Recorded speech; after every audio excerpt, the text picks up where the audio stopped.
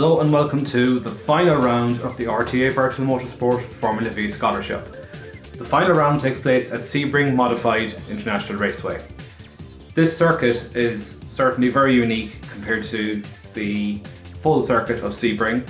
Around the Formula V, it's largely a flat-out blast with a couple of tricky tight corners joining one end of the circuit to the other, and we go from a circuit whereby you could fit 5 to 6 cars going wide on the straight to being able to fit 1 or 2 cars going through the first chute at turn 2.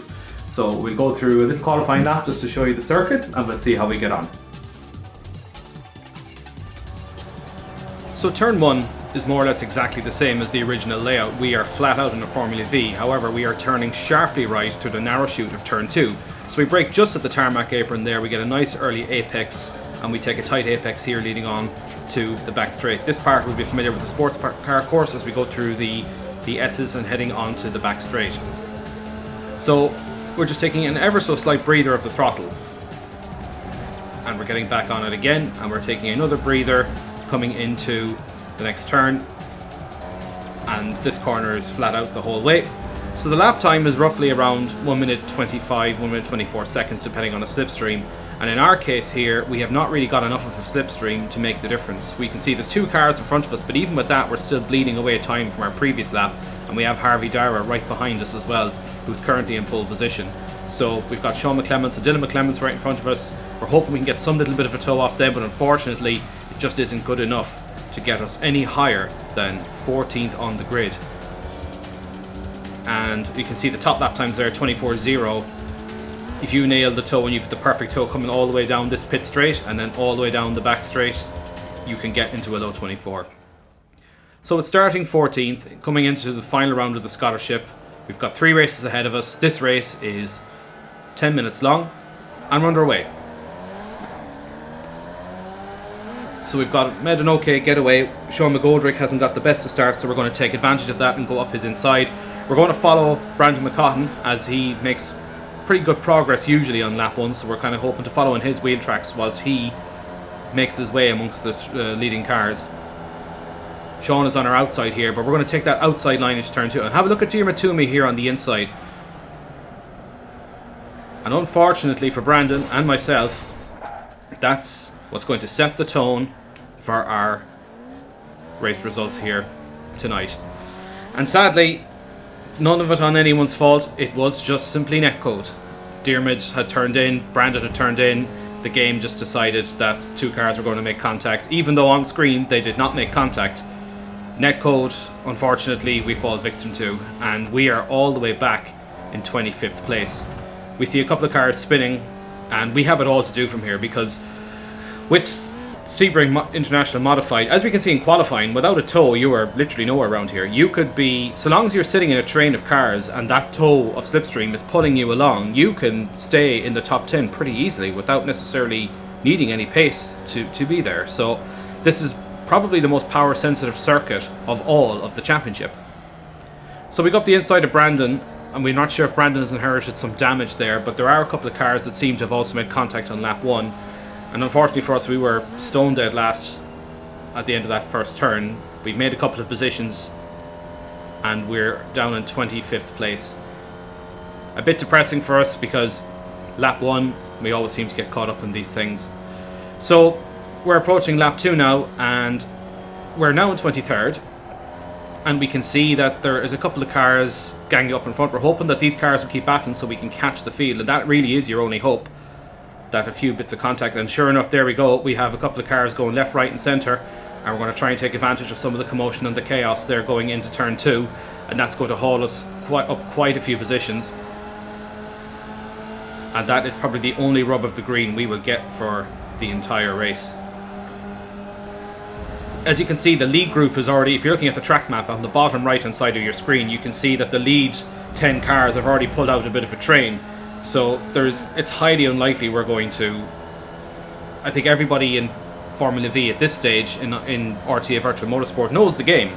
That by not fighting too hard and just following around and circulating the train, you can pull away from the pack behind, and that's all they have to do. So when you fall down to this position, it's very, very hard to come back from. No amount of excellent driving or pure skill will get you back there. all you can hope is that my analogy really for the slipstream is to use each car as a trapeze to try and bring you to the next position forward. Hopefully there's another car there to take the toe off. So with Emma Dempsey, we followed Emma a couple of laps. We've been doing a bit of back and forth. We've actually tried to work together a couple of times just to see can we catch the group in front of us, and Emma is playing ball with us here. Thanks very much, Emma, as well.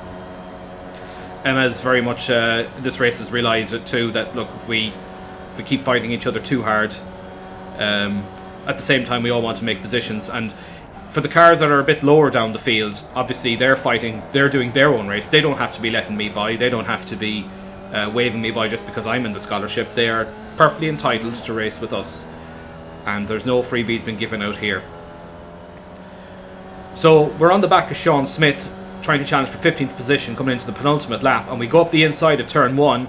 Sean is also in our scholarship. Sean takes a nice wide line there, gives us plenty of space, and we're side by side going to turn 2. We're going to try and go around the outside here, and we're taking a little bit of risk. We're putting a bit of faith and trust in Sean, and indeed he does so.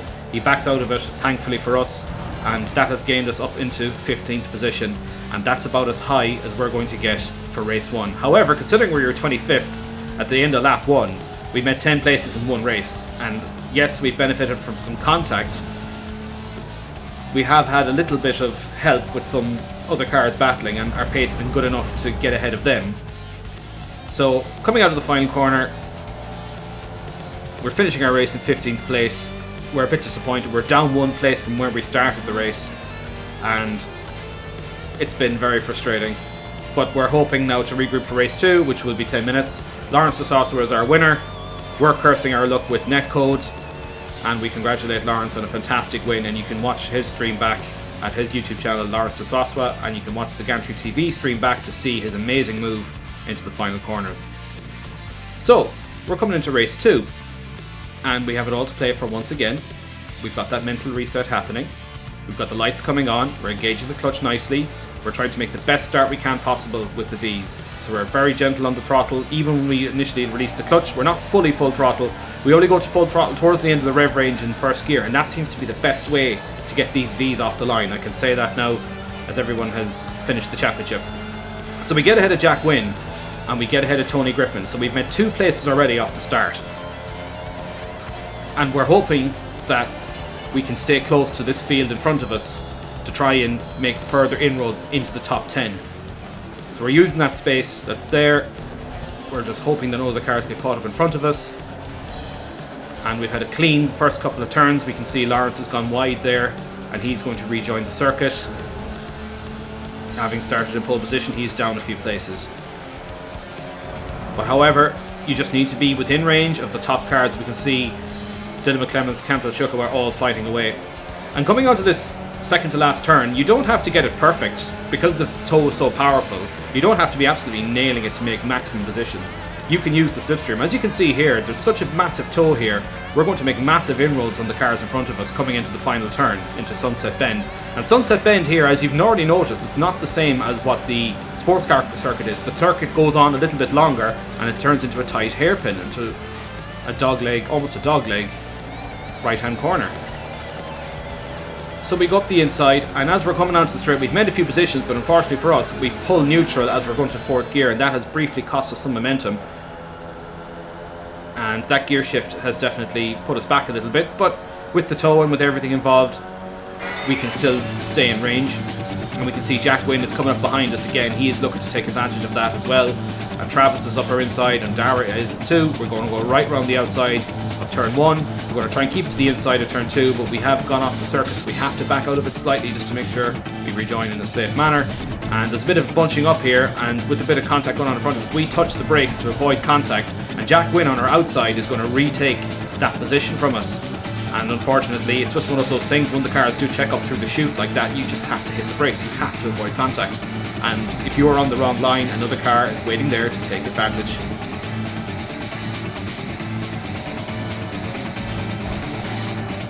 So running onto the back straight again, we're still within battle range here. We've got Brendan McCaughan right behind us once more, and he has made a pretty good recovery, and he's made his way through this group of cars and is heading for the top 10. So once again, we're caught up to that group of cars. We're going to go around the outside of Diarmuid Toomey here. We can see Jack Wynn going up the inside of Dara here. He touched the curb and made contact with them, We've hit the grass and avoided them, and unfortunately for us, that running wide and to avoid an accident has caused us to lose the gap to the cars in front, who now have a good slipstream. We've got David Prunty up our outside here, but we're going to take the inside line, and the narrative of our race now is now going to be we're limited pretty much as high as we're going to get, because that gap of 1.5 seconds is just too big for us. The only way we can hope is if the cars start fighting, but the drivers all know the game now. They don't fight anymore. They just know where they can gain and move forward. Everyone's very patient. And unfortunately for us, we are now defending furiously against 3 cars going into the final corner. And we've got Tony Griffin coming up on us, we've got Jamal Gondor on us, and we decide, look, let's let them all go here. We would get such a run into turn 1 anyway. We should be able to retake all these cars. So we're kind of hoping that these cars sort of sort each other out, rather than me going 4 wide with them and cause even more time, just to try and use the slipstream and use the momentum back into turn 1. So we're sacrificing our final corner there, but we've got such a long straight in front of us, and we've got such a run here. We make a tiny bit of contact with David Prunty. We're going up the inside of Tony Griffin into turn 1. We're going to brave it out. We are 2 wide at the moment, almost 3 wide, and we're going to keep to that inside line. And what we're hoping here is that we do enough in the first couple of bends to try and break that toe behind us. And initially it does seem to work. We are just about getting away from the cars in front of us. However, we've got the very fast charging Harvey Dara coming through the field, and someone like him can easily tow those cars up behind us, and here he comes. Harvey, I believe, has just dropped behind us. He did go wide briefly when he's rejoined, but his pace is so strong, he is caught right back up to us. He caught right up to us just in our slipstream, and by doing that, he has pulled Tony Griffin back into the game, David Prunty and Jamal Gondor. So this car battle for the dizzying heights of 11th place is now involved Harvey, myself, Tony, Dara and Jamal. So we're now all fighting for what will hopefully be 11th place at the end of race 2, and here comes Tony, and Tony's backing out of it here as well. And Harvey's pace is just strong enough here to be able to pull the other cars around with him, and we were kind of hoping to build that gap there, but it isn't enough. So Tony Griffin and Harvey Dara all getting the run onto us again into the final corner. We're going to try and go defensive this time. And this time again we can see that the cars have got momentum. There's little point in fighting. Like, we back right out of it here. We just say these other cars are going to fight for the corner. We just need to get enough of a slingshot and a momentum to get by the cars again in turn 1 to try and retake that place. And coming into the final lap, this is not what we want to be doing. What we really want to be doing is getting that run into the last corner on the final lap so that we are not in a dangerous position. So we're all fighting tooth and nail once again. And we're going to have a look. We've got the run, we've got the momentum in Harvey Dara one more time. And we're up the inside going into turn 1. We are 3 wide. And the other cars also know that they're playing a game here as well. They're not letting me get away, so they're going to look like they're going to rinse and repeat the effort again going into the final turn. But by doing this, we're also hoping not to hold each other up too much. But it's inevitable when you've got about 3 or 4 cars battling each other that this would happen again. So we're now on the run to the final lap, and this time we're trying to get that run into the inside of turn 1, and this time we're really going to try and make it stick. And we decide then that, look, maybe we let the other cars go in front of us into turn 1 this time and maybe use their tow. So David Prunty goes right around the outside of us and Harvey Dara is in front of us, and we're really hoping and praying that David Prunty can keep up with Harvey Dara through this middle sector to get a decent run onto the back straight. So we have to sit behind David here. We can't really afford to go fighting for positions here. Tony Griffin's in a fantastic position here as well. He can get a run off 2 cars and get a good run into the last corner, but we're really kind of hoping that David has enough pace to keep with Harvey Dara in the last couple of corners, and Harvey's taking them really well. We're having to hesitate slightly just to give David a good clean run and not to be in his mirrors too much, and he gets a little bit of understeer to that back straight, so he's not going to get a good run on Harvey. We're going to get the run on David. However, Tony is going to get the best run of all. Now that I pull out of the tow, I don't have a slipstream. Harvey moves over to give me a little bit of one, but look at Tony Griffin all the way up or inside. So this time we're going to try and go very defensive into the last turn. We think we're going to lose the position to Harvey, definitely, and we're definitely not going to keep the positions here ahead of... We're trying to keep the positions here ahead of Tony and of David.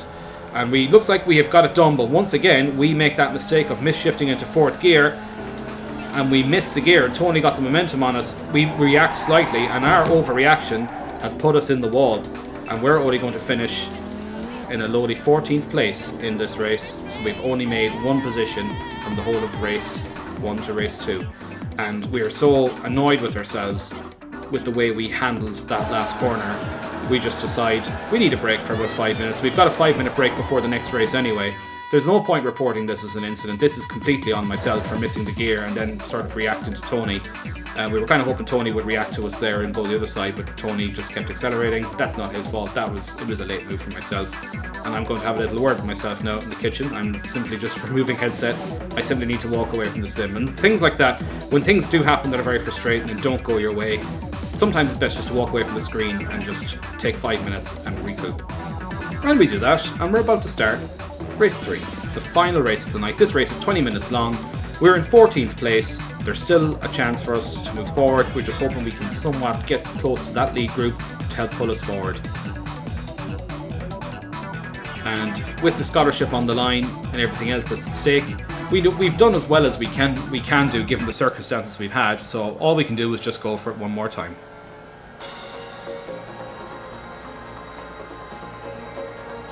Lights out. We get another good launch. We immediately pass.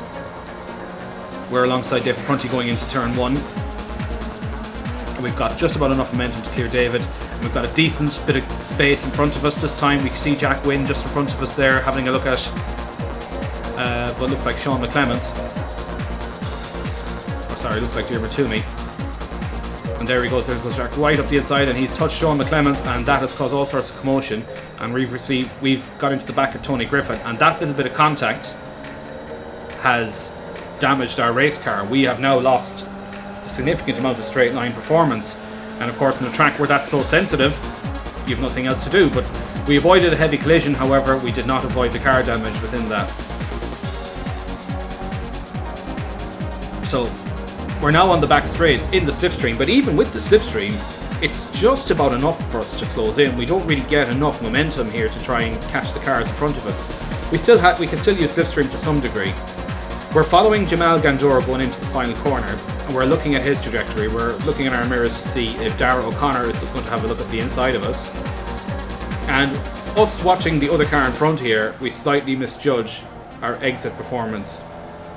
So we try to unwind that wheel, and we just about touch the barrier on the outside, and that definitely has not helped our straight line performance.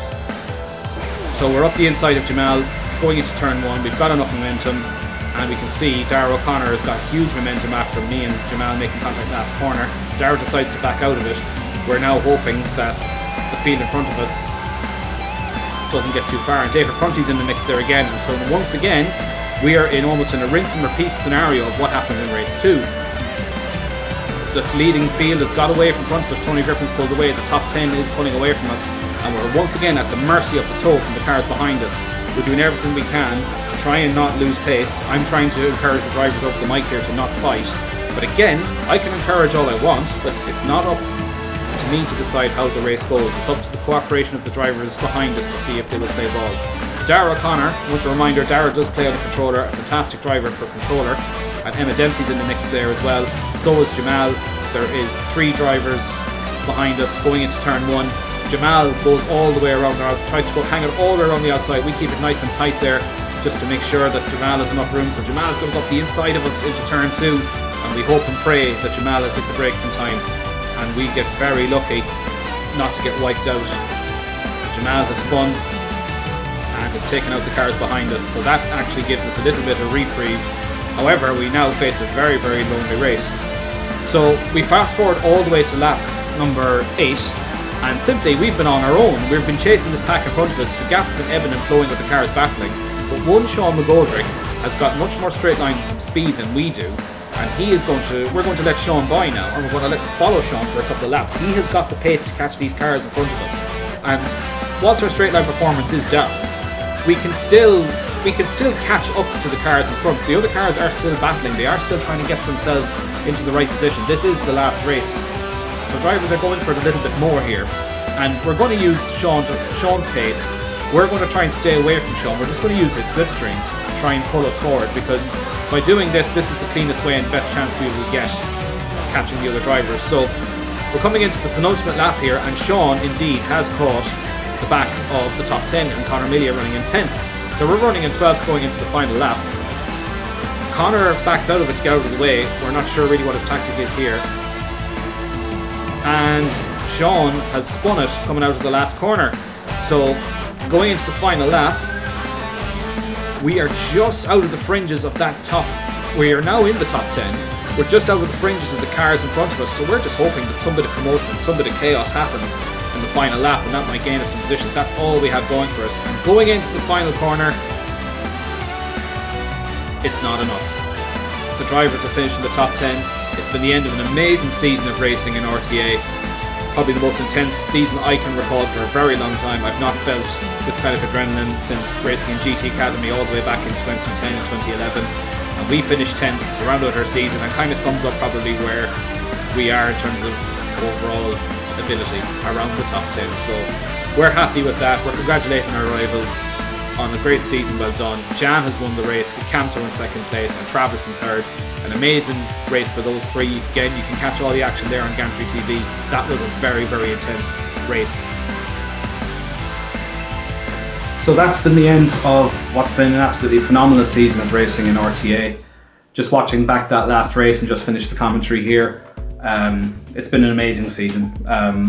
The level of skill on display, the level of overtaking, the racing, the wheel to wheel. I've learned so much in this Formula V. When I first drove the Formula V a couple of seasons ago in RTA, I just simply could not physically drive this car, and I was unable to. And to be able to get to the position where we were fighting for the top three in the championship in the beginning, and obviously our championship performance has definitely got lower as the season has gone on, but I really put that down to largely the ability of the drivers getting on top of it.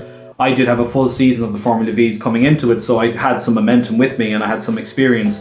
And a lot of the drivers who were new to the championship, I was always going to say that there was going to be some progression there with them, like with particularly the likes of Lawrence. We know Lawrence is an excellent driver. Jack Wynne as well, Jan, Camto, all these guys, you know, that they know the score with iRacing, and they were just very, very good over the season.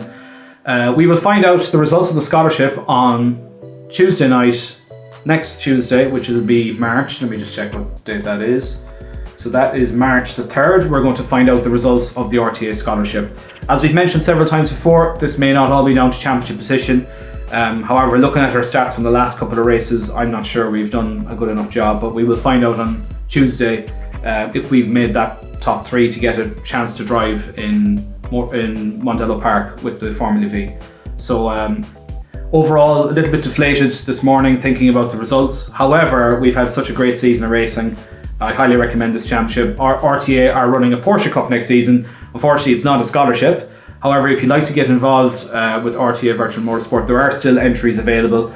They can take an awful lot of cars, and if you'd like to sign up, there is a small entry fee that you have to pay. But the quality of the racing that you get here, the fun and the forum and the discussions and the chats that we have with everybody here is it's a fantastic sim racing community to be a part of. And we definitely take things with a kind of a light-hearted approach to a lot of things, and obviously we take each race where we fight very hard on track, but sometimes we can have a laugh and a joke afterward as well. So a big thanks to the organisers, big thanks to the commentators for organising this. These last 8 weeks have definitely, I felt such an intensity to these, like even putting together these videos and getting myself into the habit of uploading these videos every day without having this scholarship and having something for it at the end of it that might mean something, might actually mean a race drive, has definitely fired me up and got me really passionate about the whole subject. And I'm very much looking forward to any future scholarships the RTA decide to run. And lastly, I'd like to thank those of you for watching, those of you for liking, commenting, subscribing, sharing this video. At the start of this championship, I only had 110 subscribers. I'm in the region of 600 plus, which is, it's blown me away. I certainly didn't think I'd be getting that kind of following. And just thank you for staying with me for the duration of the videos. And one last special thank you as well to my family, to my wife and to my son, who've been very, very, let's say, they've got me through some of the tougher moments of this season, and without their support and without their backing, I wouldn't be able to give it my all on a Tuesday night and just to thoroughly enjoy it. So a very, very special thank you to them for sacrificing some of their family time to allow me to do this. So family is always first, and that will always remain the case, and we can still enjoy our hobbies as well. Until the next one, folks, maybe we look at getting some Porsche Cup videos up next season.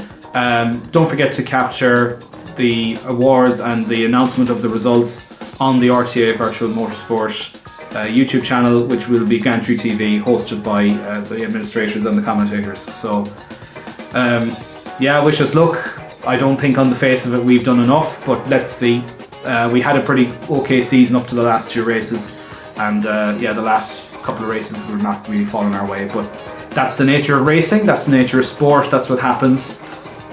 You have to get the lows as well as the highs. That's part of the roller coaster of racing. We do it for the love of the sport, and we have the passion for it. So until the next time, folks, thank you so much for watching, and I'll see you again next time.